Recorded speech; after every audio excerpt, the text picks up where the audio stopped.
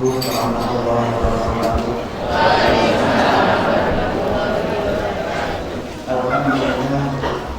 Alhamdulillah rabbil alamin. Wassalatu wassalamu ala asyrofil anbiya'i wal mursalin wa ala alihi wa ashabihi ajma'in. Amma ba'd. Qala Allah Ta'ala fi kitabihil karim, a'udzu billahi minasy syaithanir rajim. Bismillahirrahmanirrahim. Ya ayyuhalladzina amanu taqullaha ittaqullaha haqqa tuqatih wa la tamutunna illa wa antum muslimun. Insyaallah. Habib Abdullah bin Ali Al-Kal Imam ini sesepuh bin sepuh, bapak dan ibu-ibu dan anak-anak semuanya, majelis akad pagi Ponpes Ilyas yang insyaallah dimuliakan Allah Subhanahu wa taala. Salawat dan salam Allah diturunkan kepada junjungan kita Nabi besar Muhammad. Semoga baginda Nabi berkenan mengaku kita semua sebagai umatnya, dan besok akhir zaman beliau berkenan memberikan syafaat bagi kita semuanya. Alhamdulillah, beliau sama Allah, maka kajian pagi hari ini saya bicara mulai. Monggo dibuka tadi bacaan kita ala nabi syafaat Rasulullah Muhammad sallallahu alaihi wasallam. Saya mohon Al-Fatihah.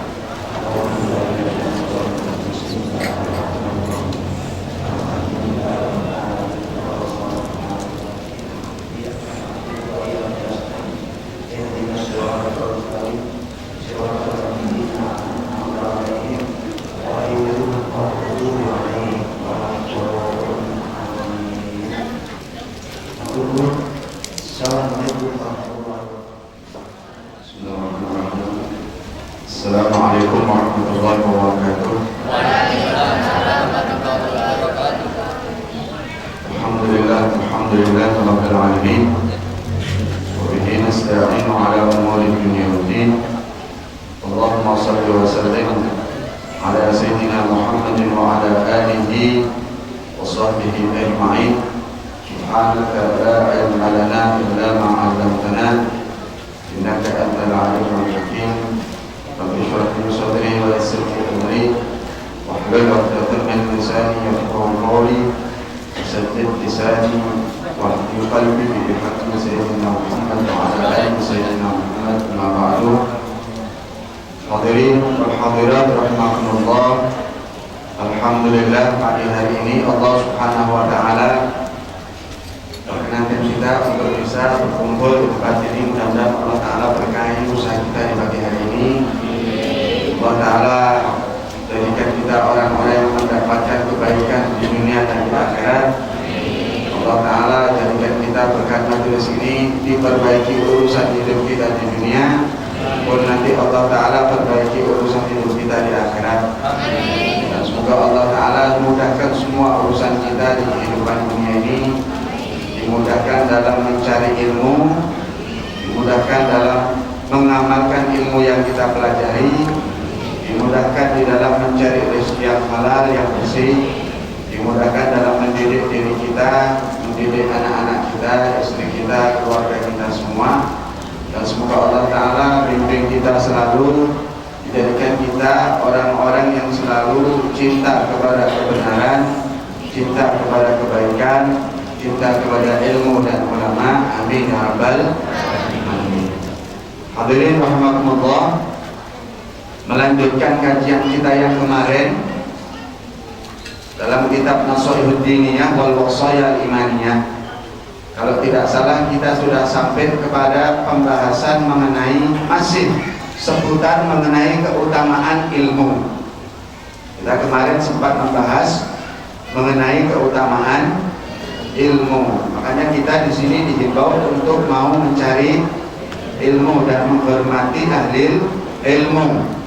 Karena dengan ilmu itu tadi kita mengenal Allah, dan dengan ahli ilmu, dengan berkat mereka para ulama, kita juga mengenal Allah dan Rasulnya. Sehingga kewajiban bagi setiap muslim, mestinya kita itu bagaimana? kita harus senang mau hadir di majelis yang seperti ini. Kalau kita tidak mendapati para alim ulama, kalau kita tidak menjumpai para walinya Allah, paling tidak minimal kita mau kumpul untuk membaca kitab-kitab mereka seperti pagi hari ini. Pagi hari ini yang ada kitabnya mereka. Posisi yang berbicara sama yang duduk mendengarkan sama-sama posisi pencari ilmu. Saya sama dengan sama posisinya, ya.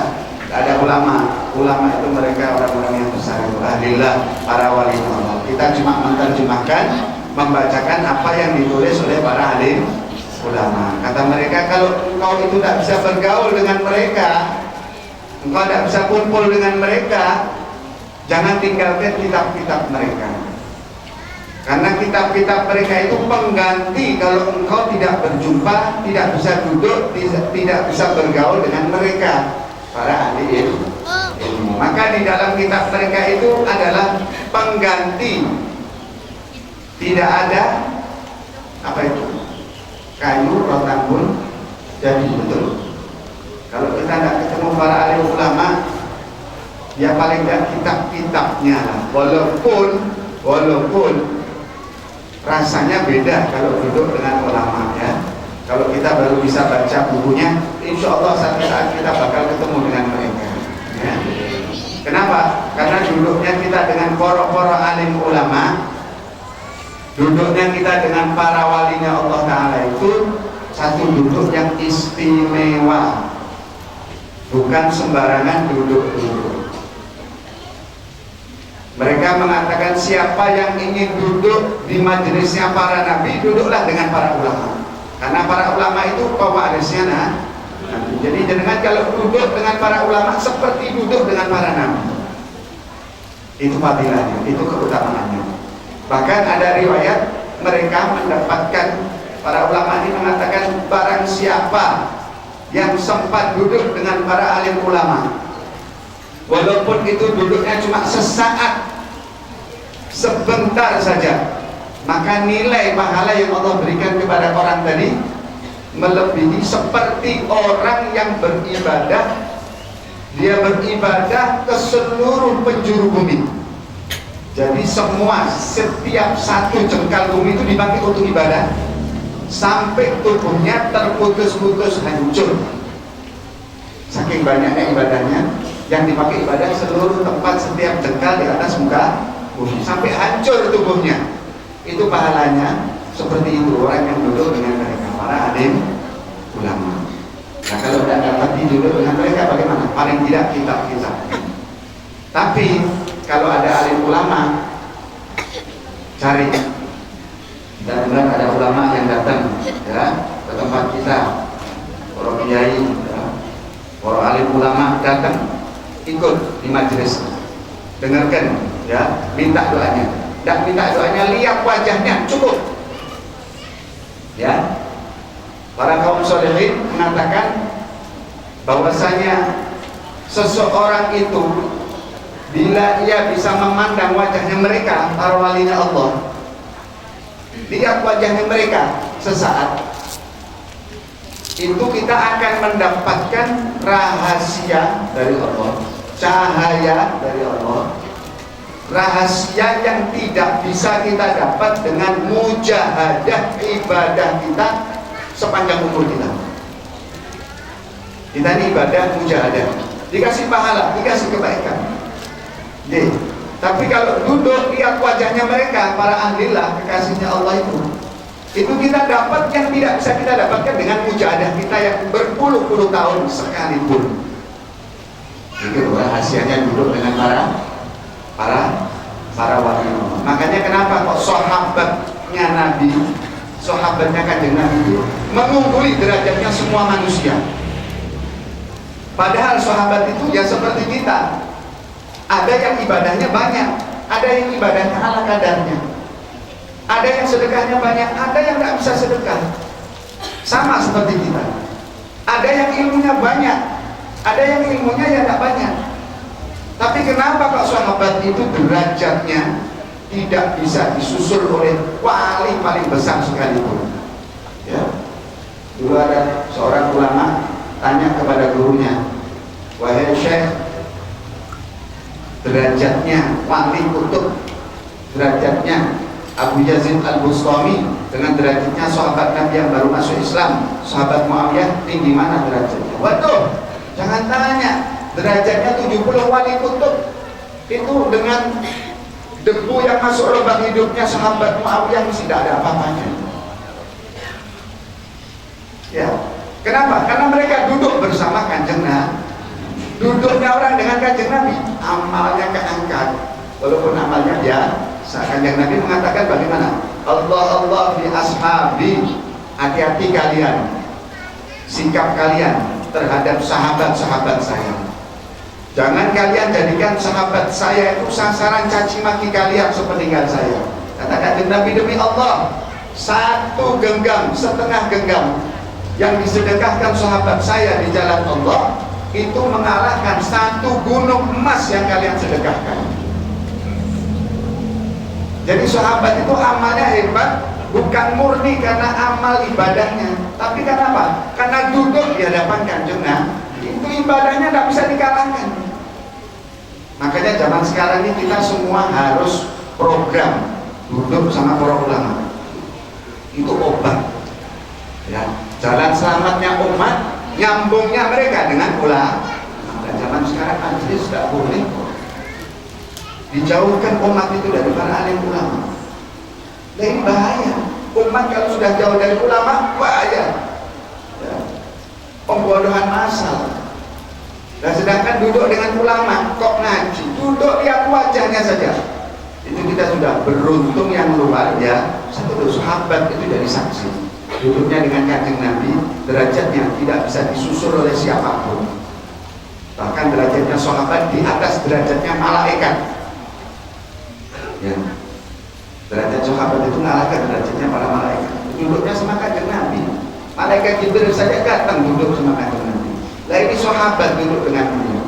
Lihat wajahnya Nabi sudah surga sampai kelai. Duduk dengan Kanjeng Nabi dia. Lah kita bagaimana cari? Kalau memang kita dapati ada di kampung kita, negeri kita, ulama, cari mereka.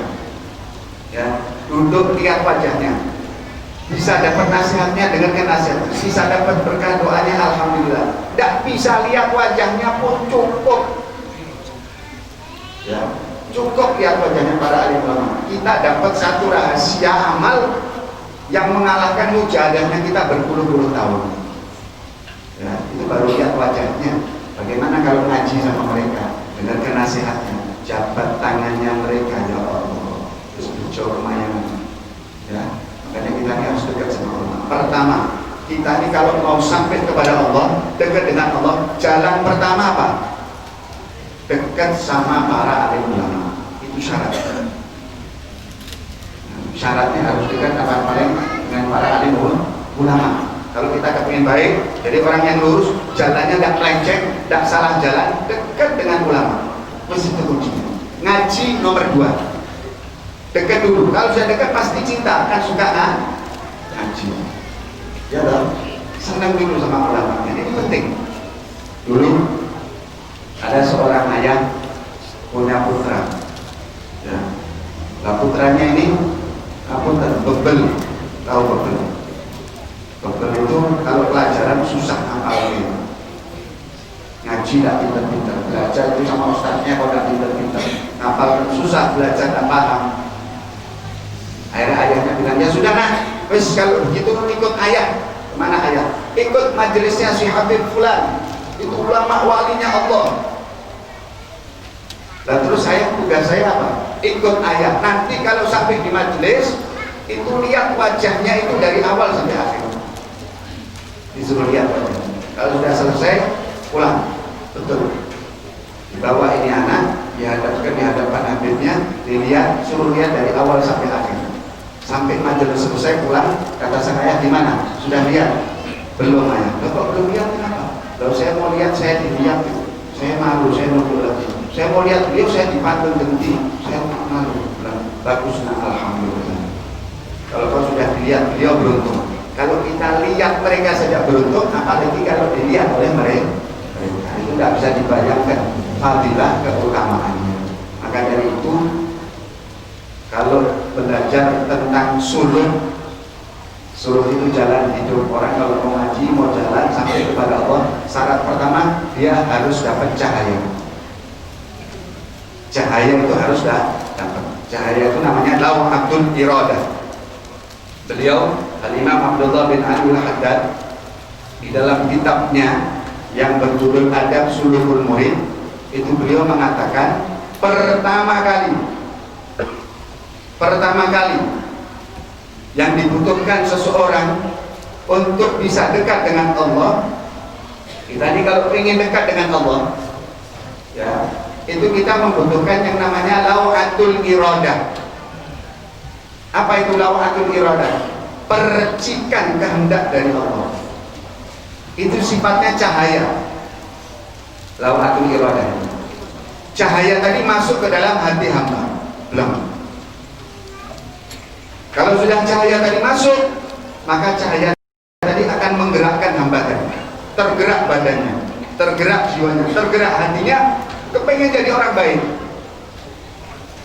Dia tergerak untuk jadi orang baik. Ya Allah, saya ingin jadi orang baik. Ya Allah, saya ingin dekat dengan Engkau. Ya Allah, saya ingin berbuat ketaatan. Ya Allah, saya ingin mengikuti jalannya Nabi. Itu tergerak, cahaya tadi yang menggerakkan badannya. Akhirnya bagaimana? Hatinya menyambung kepada Allah, hatinya menyambung kepada cinta kepada akhirat, dan hatinya tidak cinta kepada dunia, kesenangan dunia. Nah, itu cahaya. Beliau mengatakan junud min junudillah. Itu tentaranya Allah yang dimasukkan ke dalam hati hamba. Tentaranya Allah yang dimasukkan ke dalam hati hamba. Lah itu kita memerlukan itu. Kita ini butuh hati yang kemasukan cahaya itu tadi. Kalau mau jadi orang baik. Kalau sudah kemasukan cahaya, ini nanti kita akan dapat tuntunan, dibimbing oleh Allah sampai kita mencapai derajat yang mulia. Ya, itu awal titik dasar. Lah cahaya ini dapatnya dari mana? Cahaya ini dapatnya dari mana? Beliau menyebutkan, maka cahaya ini bisa didapatkan oleh seseorang binadharihim ilal ulama. Terkadang orang dapat cahaya seperti ini karena sebab ia memandang wajahnya para alim ulama. Begitu lihat wajah ulama, cahaya itu masuk, jadi orang baik. Selamanya dia bakal jadi suhada, orang yang bakal bahagia dunia akhirat. Nah, dapat percikan cahaya.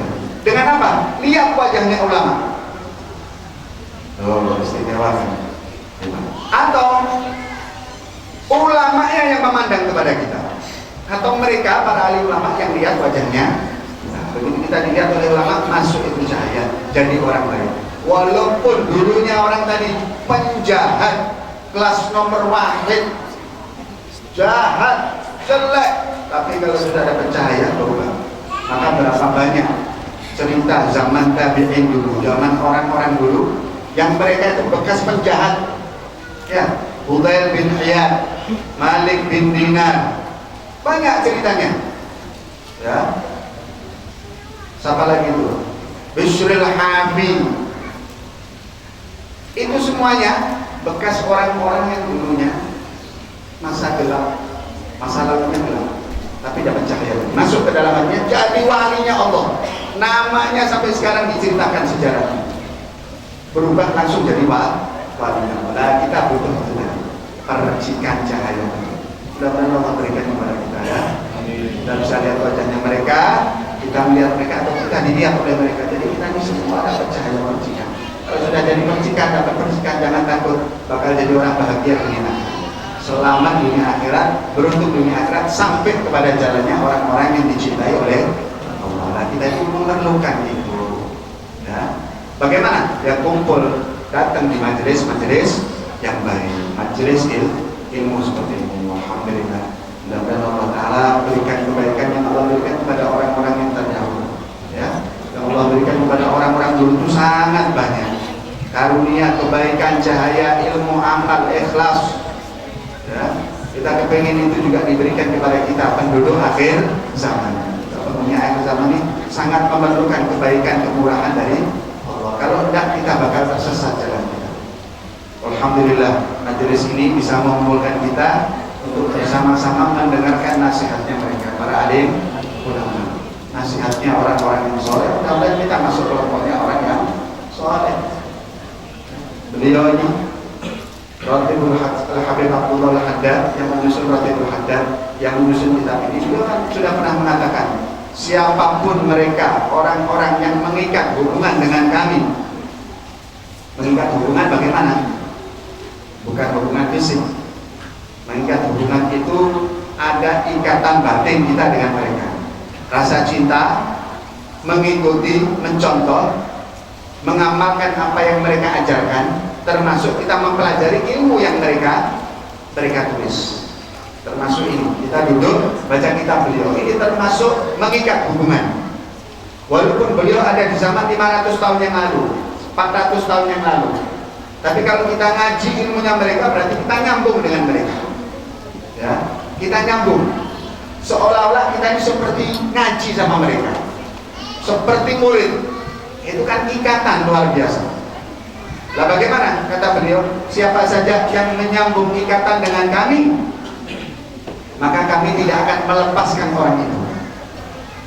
Kami tidak akan melepaskan orang itu. Walaupun mungkin orang itu lupa dengan kami, tapi kami tidak akan lupa dengan orang lain. Kami selalu tarik dan kami ikat orang lain. Dikumpulkan bersama beliau. Itu loh, bayangkan, tidak ketemu. Kita ini belum pernah ketemu sama Al-Imam Abdullah bin Habib Al-Haddad. Atasnya baca kitabnya, saya ikat orang ini, tidak akan saya lepaskan. Ini kita tidak pernah ketemu. Bisa kita bayangkan besok kalau kita ketemu dengan mereka bagaimana? Kebaikan apa yang mereka berikan kepada kita? Itu pewaris Kanjeng Nabi Al-Imam Abdullah bin Habib Al-Haddad. Baru satu, belum yang lainnya. Pewaris Kanjeng Nabi banyak. Yang kita menyambung ikatan dengan mereka berapa banyak orang soleh. Itu anak cucu Kanjeng Nabi, pewaris-pewarisnya. Bagaimana nanti kalau kita ketemu Kanjeng Nabi Sallallahu Alaihi Wasallam? Bisa bayangkan? Bisa bayangkan nggak kalau kita ketemu Kanjeng Nabi? Ya, dapat apa kita dari beliau? Insya Allah ya, dengan cara kita cinta kepada beliau, cinta kepada pewaris-pewaris, mengikuti jalannya ulama-ulama, baca kitab-kitabnya ulama Kanjeng Nabi. Amin. Insya Allah. Kita lanjutkan di sini sampai mana? Di sini terakhir sampai penjelasan tentang pentingnya kita belajar dan hendaklah kita mengikuti jalannya mereka, jalannya para alim ulama. Nah, di sini kita terakhir sudah membaca tentang bahwa belajar itu yang wajib kan tidak banyak, kemarin sudah kita bahas. Kecuali mereka, para ahli ilmu, para ulama, itu tilkal martabah dia allati tali martabatin nubuwah dan martabatan nubuwah. Para ulama itu mereka orang-orang yang memang luas ilmunya, mempelajari ilmu, memiliki ilmu yang luas. Maka mereka ini orang yang derajatnya tertinggi setelah derajatnya para nabi. Itu pembahasan kita tadi. Wa jami'a maratibil mu'minin anzalu minha. Maka semua derajat yang dimiliki oleh orang-orang yang beriman itu semuanya di bawahnya derajatnya para alim ulama. Karena para alim ulama ini derajatnya di bawahnya derajat para nabi. Ya, karena keilmuannya itu tingkatan derajat. Derajatnya kita di bawahnya derajat para alim ulama, di bawahnya para nabi. Jadi derajat tertinggi itu para nabi, di bawahnya para alim ulama yang mewarisi ilmunya. Setelah itu semua derajat di bawahnya mereka. Mau raja, mau presiden, mau pejabat, mau ilmuwan, mau tokoh masyarakat, mau ahli ibadah, semua derajatnya di bawahnya para ulama. Semuanya harus patuh sama ulama. Karena derajatnya paling. Fa innal ulama al-amilin humul wasithah baina Rasulillah wa bainal muslimin. Karena para alim ulama itu yang jadi perantara antara kita dengan Kanjeng Nabi Muhammad sallallahu alaihi wasallam. Kita dengar kanjeng Nabi, baca sejarahnya. Dari mana? Siapa yang ngajarkan sejarahnya kanjeng Nabi? Ya para ulama. Ya. Kita mengenal Allah. Siapa yang mengajarkan kita mengenal Allah? Para ulama. Ya. Kita tahu majelis seperti ini, yang mengenalkan siapa? Ya para ulama. Makanya ini para ulama ini orang-orang yang dipilih oleh Allah. Mereka orang-orang pilih. Allah menyebutkan keutamaan mereka ahli ilmu, disebutkan dalam Al-Quran, syahidallahu annahu la ilaha illa huwa wal malaikatu wa ulul ilmi qa'iman bil qist. Allah Ta'ala menjadikan namanya para ahli ulama sebagai saksi. Aku Allah bersaksi bahwa tiada Tuhan selain aku, dan malaikatku bersaksi, serta para ulul ilmi, orang yang ahli ilmu bersaksi bahwa aku adalah Allah, tiada Tuhan selain aku. Jadi Allah mengambil namanya ulama sebagai saksi bahwa mereka orang yang mengakui keesaan Allah. Berarti begitu mulianya para ahli ulama sampai namanya dipakai oleh Allah. Fandur kaifa qaranahum ma'a malaikatihi fi syahadah. Coba kau lihat bagaimana sampai namanya mereka dibarengkan dengan namanya Allah dan malaikatnya sebagai saksi atas keesaan Allah. Wa qala ta'ala qul hal yastabil ladzina ya'lamuna wal ladzina la ya'lamun. Dalam ayat yang lain Allah Ta'ala menyebutkan, katakan wahai Nabi Muhammad, apakah sama orang yang mengetahui atau ahli ilmu dengan orang yang bukan ahli ilmu? Apakah sama? Tentu tidak sama. La yastawuna la fid dunya wa la fil akhirah. Maka kemuliaannya mereka para alim ulama ahli ilmu itu tidak bakal bisa sama dengan orang yang lain. Baik kemuliaan mereka yang didapati di dunia ataupun kemuliaan mereka yang didapati nanti di akhirat. Di akhirat tidak sama. Di dunia saja ulama itu beda dengan kita. Coba para wali songo itu namanya sampai sekarang abadi. Ya, nampak tilasnya tidak pernah sepi. Diziarahi. Ribuan orang selalu berziarah tiap hari. Namanya abadi di Indonesia. Sudah berapa tahun? Kekal ahli ilmu. Itu di dunia disebut-sebut, dikenang-kenang, dibangga-banggakan oleh manusia. Lah bagaimana besok di akhirat mereka? Di akhirat itu manusia besok akan dibukakan, ditampakkan kemuliaannya Nabi, kemuliaannya para alim ulama. Lebih hebat. Mereka besok di akhirat namanya, sebutannya lebih tenar, lebih terkenal daripada mereka dulu terkenal di dunia. Kenapa? Karena mereka orang yang khusus, orang-orang yang diberi karunia oleh Allah. Walakin yufadhilullahu man ya'lam ala man la ya'lam bi darajatin katsirah. Itu dikarenakan Allah melebihkan derajat orang yang berilmu di atas derajat orang yang lain dengan derajat dan derajat yang sangat banyak. Dari derajatnya para ahli ilmu itu tidak bisa dikejar, sangat mulia, sangat tinggi. Makanya kita kalau tidak bisa jadi ulama, cinta dengan para alim ulama supaya kita dikumpulkan, ikut kumpul dengan bersama mereka. Satu derajat bisa dengan bersama mereka. Syaratnya cuma cinta dengan mereka, senang majelis mereka, senang ilmunya mereka. Ya, Kanjeng Nabi mengatakan, la hasada illa fi itnatain.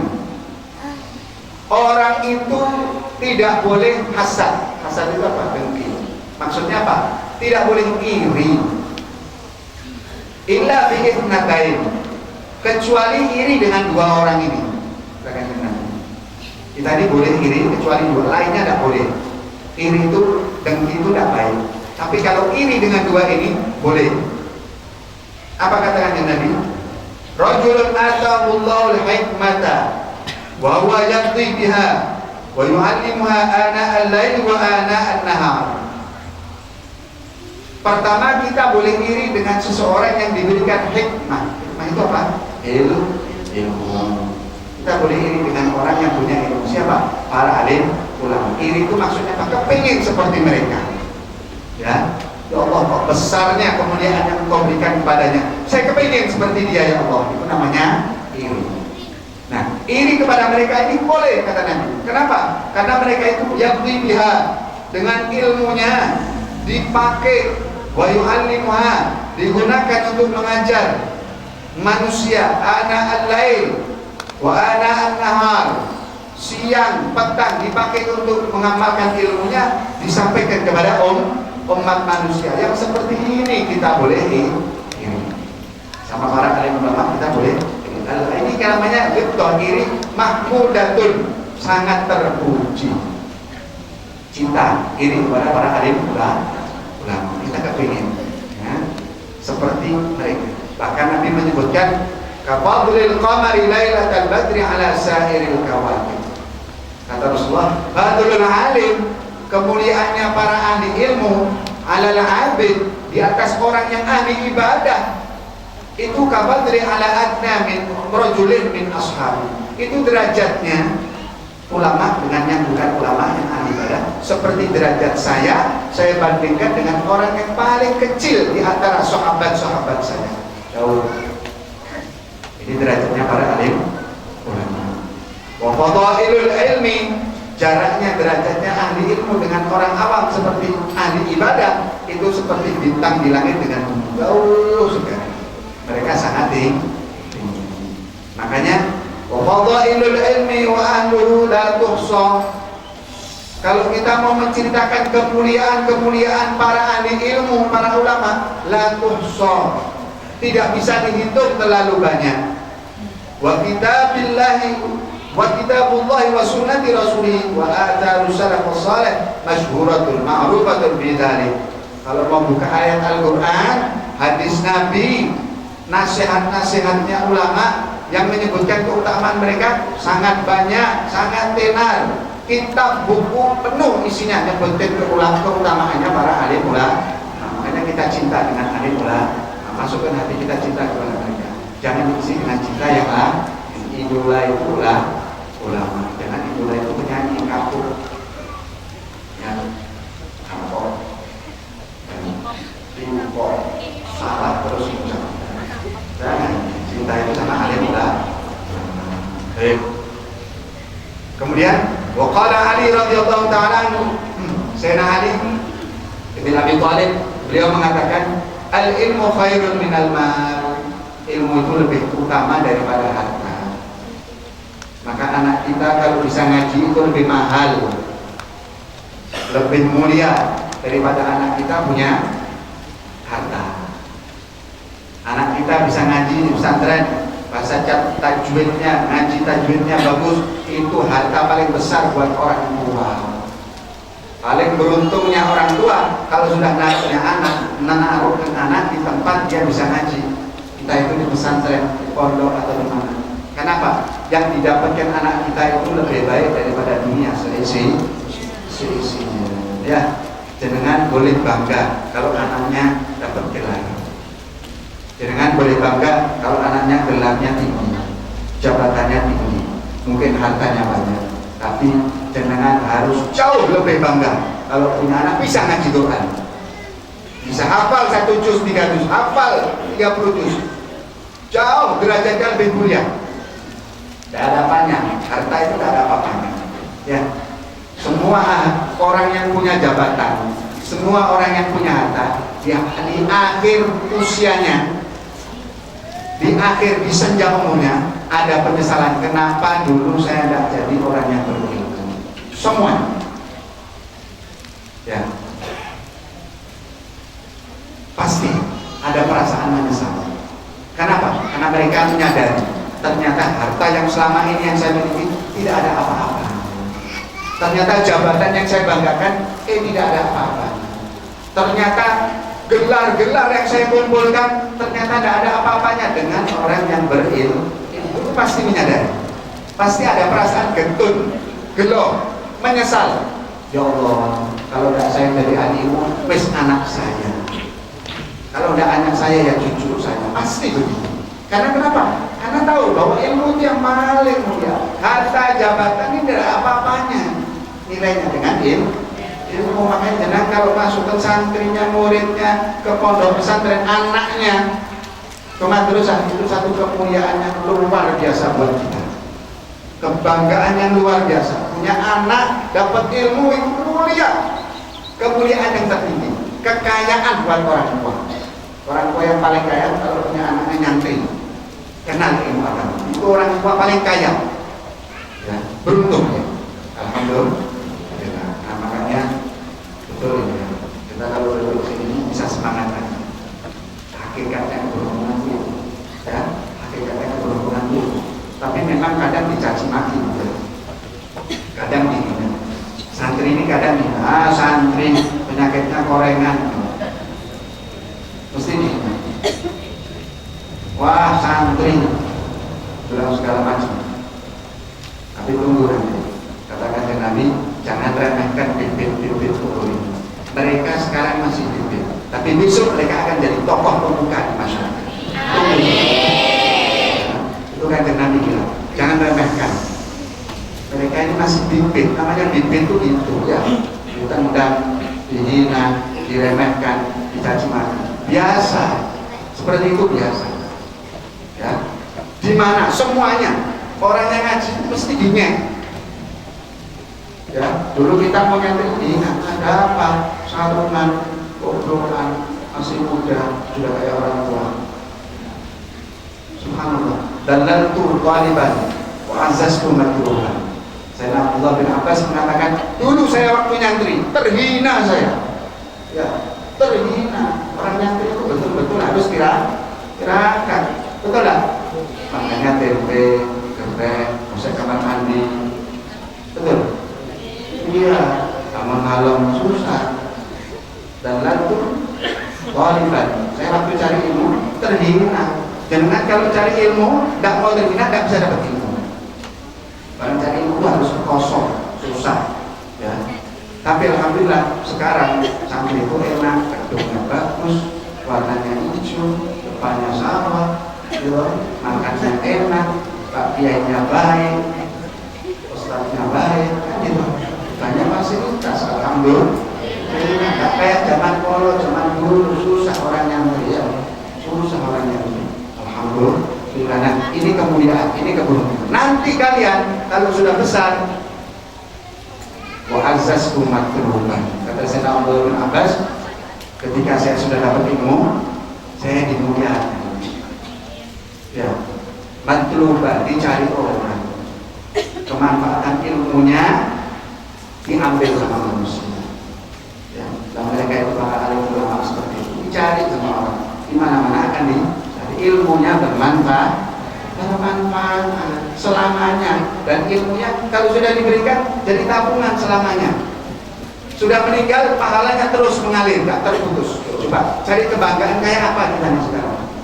Mau cari kemuliaan kayak apa? Orang punya jabatan setinggi apapun jabatannya, selesai putus habis. Tapi kalau orang yang punya ilmu meninggal terus bersambung ilmunya sampai hari kiamat, tak terputus. Luar biasa. Kita ini buat anak kita bangga dengan mencari ilmu. Jangan buat anak kita bangga dengan mencari dunia. Ya, betul, dunia itu harus dicari, tapi jauh ada yang lebih mulia dari itu. Harus dimasukkan kebanggaan dalam hati kita dengan ilmu, cinta sama ilmu, cinta sama ulama. Itu zaman sekarang ini. Jadi zaman sekarang ini kita apa? Programnya apa? Ayo datang ke ulama. Ayo nyantri, ayo ngaji, ayo duduk dengan ulama. Jangan tinggalkan ulama kalau pengen selamat. Kalau orang sudah tinggalkan ulama, seperti rombongan kambing yang lepas dari rombongannya. Kambing itu kalau bergerombol, ya, itu serigala tidak akan berani, ya, tidak akan berani apa? Mendekat, menerkam. Yang diterkam sama serigala yang mana? Yang muncul, yang lepas, yang tertinggal. Dan kita ini bagaimana? Ayo dapatkan barisan majelis ilmu, hadir. Kalau ada ulama, duduk kumpul, minta nasihat, minta fatwa. Jangan lepaskan diri kita dari mereka, para ulama. Insya Allah kita akan selamat di dunia, selamat di akhirat. Keberkahan itu akan turun. Orang itu kalau cari ilmu akhirat, cari ilmu agama, hidupnya berkah. Ya, ilmu agama itu, belajar itu seperti jenengan nanam pari. Pari, terus pari. Bahasa Jawanya pari. Ya.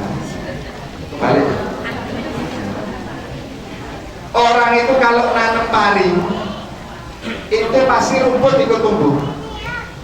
Iya toh? Tapi jenengan kalau nanam rumput, tak mungkin tumbuh padi.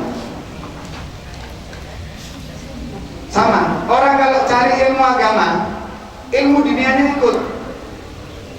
Dunia akan ikut. Tapi kalau orang cuma cari dunia, tak bakal agamanya ikut. Pasti berkorban. Ya, Allah Ta'ala sudah jamin kok. Kanjeng Nabi sudah menyebutkan, Inna Allah takafala liqalibil ilmi birusul. Allah itu ngejamin buat para pencari ilmu rezekinya, dunianya dihidupkan. Kenapa? Ilmu itu bagian syiar agama yang besar, paling besar. Allah Ta'ala perintahkan kita hidup di dunia untuk ibadah. Lah ibadah ini dasarnya apa? Ilmu. Tanpa ibadah, tanpa ilmu tidak ada itu yang namanya ibadah. Jadi kita diciptakan di dunia, wa ma khalaqtul jinna wal insa illa. Itu tujuan kita hidup di dunia.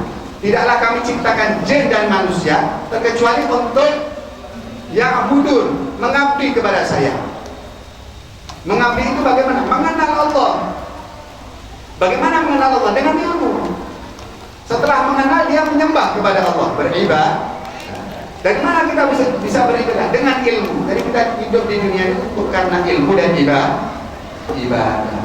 Maka barang siapa yang melakukan hal ini, dia hidupnya untuk mencari ilmu dan untuk ibadah, berarti dia telah mengabdi kepada Allah.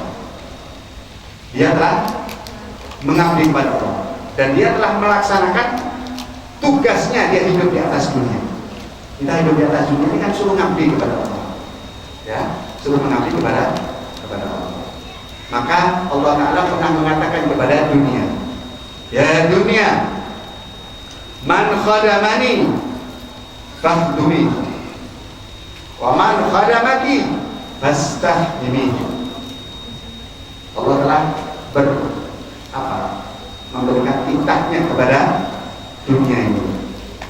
Dunia perhiasan sisinya ini dititah oleh Allah. Dikatakan, wahai dunia, ya, Allah Ta'ala mengatakan, hei dunia, man khadamani, siapa yang dia hidup di dunia untuk berkhidmat kepadaku, mengabdi kepada aku, fahdimi, kau wahai dunia harus mengabdi kepada orang tadi. Kau yang ikut dengannya, manut, datangi dia, patuh kepadanya. Jadi bagaimana? Para alim ulama, para nabi itu dunia, cari dunia. Dia berkhidmat kepada Allah, dunianya yang datang. Para nabi, para alim ulama itu dunia datang kepada mereka. Hanya saja para nabi, para alim ulama itu tidak suka dunia, ya, jadi ditolak-tolak sama mereka. Beda dengan kayak kita. Kalau kita nyari dunia, ya. Tapi mereka, para nabi, para ulama itu mereka bukan orang yang tidak mampu loh, ya. Mereka bukan orang miskin loh. Mereka itu orang yang dunia datang kepada mereka. Dunia itu menawarkan dirinya. Bahasa Jawanya ngemis-ngemis dunia. Tapi mereka menolak. Mereka lebih memilih hidup sederhana. Hatinya lebih pilih untuk menyibukkan diri dengan ketaatan kepada Allah daripada mengurusi dunia. Itu mereka seperti itu. Lah Kanjeng Nabi, jangan dikira Kanjeng Nabi itu orang miskin. Kanjeng Nabi itu orang paling kaya sedunia. Ya, bainama ana naimun, kata Kanjeng Nabi, ketika saya satu ketika dalam keadaan setengah antara tidur dan terjaga, uridat aliyat dunia, datang itu dunia, apa? Disodorkan kepada dunia kepada saya. Uhtiyah mafatihu kunuzil ardh. Saya ini diberi oleh Allah Ta'ala kunci-kunci dunia. Yudham ala yadi. Itu kunci-kunci dunia ditaruh di tangan saya. Kenapa? Orang yang mengabdi kepada Allah, dunia yang morong. Tapi Nabi Muhammad itu Nabi. Para ulama, para wali gitu. Jangan dikira para ulama miskin karena wali miskin. Mereka bukan miskin. Dunia itu datang tapi mereka tidak mau. Tak seperti kita. Ya. Suatu ketika ada sahabat yang menjumpai Sayyidina Ali setiap malam itu kayak ngomong sendiri, kayak bicara sendiri. Sahabat Ali itu setiap malam seperti ngomong-ngomong sendiri. Kata orang yang tadi itu, kenapa Sayyidina Ali itu kalau setiap malam kok kayak ngomong, ada orang yang diajak bicara itu siapa? Oh iya, saya dengar itu Sayyidina Ali itu kalau setiap malam itu Sayyidina Ali itu sahabat Nabi yang paling miskin ya. Miskin, fakir, tak punya harta. Terkenal zuhud. Zuhud itu tak cinta dunia, menjauhkan hatinya dari kesenangan, menjauhkan hatinya dari kesenangan dunia. Itu setiap malam Sayyidina Ali itu ternyata didengarkan oleh pembantunya setiap malam itu bicara dengan siapa? Dengan dunia. Dunia itu datang kepada Sayyidina Ali setiap malam. Yang kau dengarkan dari ucapannya Sayyidina Ali dengan dunia, percakapannya apa? Itu Sayyidina Ali mengatakan, wahai dunia, kenapa kau selalu datang kepadaku? Apa ada orang lain yang kau cari, yang kau goda selain aku? Kau paling tiap malam datang kepadaku, nawarkan dirimu kepadaku. Apa ada orang yang lain selain saya? Cari orang selain saya. Kau sudah saya talak 3. Saya tolak. Itu orang yang mengabdi kepada Allah, dunia yang datang. Betul apa betul? Nah, kita itu bagaimana? Capek lah. Sekolah tinggi, untuk dunia. Sekolah tinggi untuk cari jabatan. Sekolah tinggi untuk cari yang nggak seberapa ya. Coba, seandainya kita ini hati kita mengabdi kepada Allah, maka Allah akan mudahkan urusan dunia kita. Ya, Allah akan perbaiki urusan dunia. Kita yang bekerja ikhtiar, tapi jangan lupa mengabdi kepada Allah, mencari ilmu. Itu hal yang paling penting dari hidup kita. Semua kita wajib bekerja, mencari yang halal itu hukumnya wajib setelah yang sholat 5 waktu. Tapi ingat, bagian daripada mencari ilmu agama itu bagian yang terpenting buat hidup kita. Jangan tinggalkan kita waktu mencari majelis ilmu, mencari agama. Dan dengan seperti itu nanti Allah akan mudahkan urusan dunia kita. Dunia itu akan digampangkan, dimudahkan oleh Allah Subhanahu wa Ta'ala. Itu para wali itu ada yang cari dunia. Oke. Bagaimana para wali itu semua begitu. Tidak usah jauh-jauh. Yang zaman sekarang ini yang saya sering dengar ceritanya itu. Saya sering dengar ceritanya. Orang dulu itu kalau butuh uang, sholat buka sejadah, uangnya saya kok di bawah saja. Anaknya waduh, abah uang abahnya. Kalau abah pergi kita ambil uangnya. Ya. Abahnya keluar, sejadahnya dibuka, diorekel tak ada uangnya. Ya, orang-orang dulu gitu. Dunia itu seperti itu. Ya. Nah, maksudnya bagaimana? Begini, kita hidup di dunia, kita netepin jalan yang diperintahkan oleh Kanjeng Nabi. Ya, kita diperintahkan cari ilmu yang kita cari. Sembari kita mencari yang halal, sembari kita punya waktu juga untuk mencari ilmu. Sebagaimana kita punya waktu untuk mencari dunia, kita juga punya waktu untuk cari ilmu. Sehingga bagaimana? Ya Allah jadikan baik hidup kita di dunia, pun nanti di akhirat kita akan lebih baik insyaallah. Nah, ini tujuan kita di sini seperti itu. Paling enggak seminggu sekali seperti ini sih. Pak jamiah kumpul, ya. Nanti ada acara ketemu para ulama, nanti ada acara ziarah, nanti ada acara macam-macam, ya. Yang jelas bagaimana mendekatkan diri kita dengan mereka, para ahli, supaya hati kita ini bersambung dengan mereka, bertaut dengan mereka, cinta dengan ilmu, nanti kita akan juga beruntung bersama mereka. Insyaallah, amin ya rabbal alamin. Ya, waktunya masih cukup.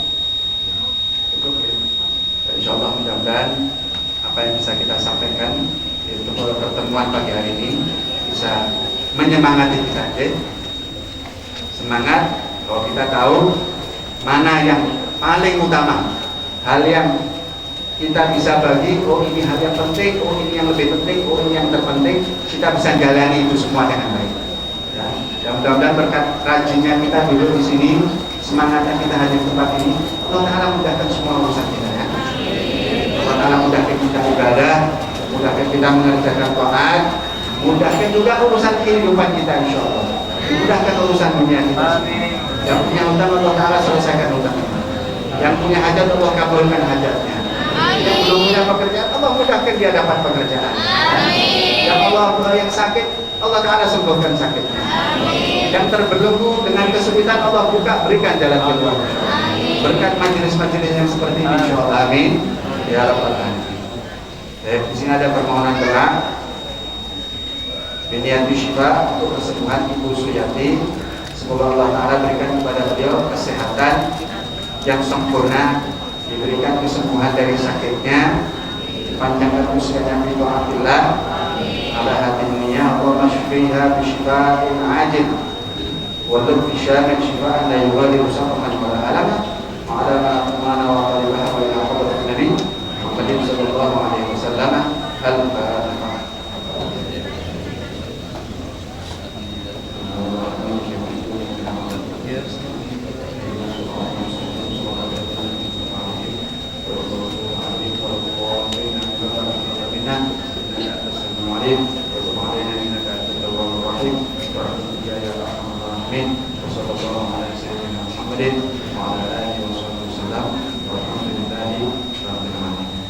Insyaallah hadirin rahimakumullah, mudah-mudahan minggu depan kita akan melihat sisa dari bab ilmu, atau nanti kita masuk subbab yang berikutnya, yaitu keutamaan sholat.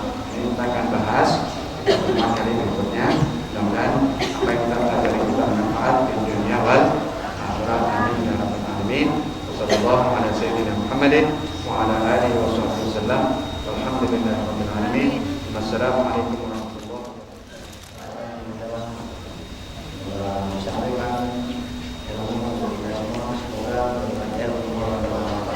Amin. Bapak Ibu sekalian, moga-moga semuanya karena Allah Subhanahu wa taala. Moga diikuti doa akhir majelis pun.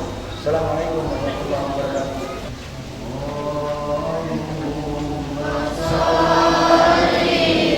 Wassallallahu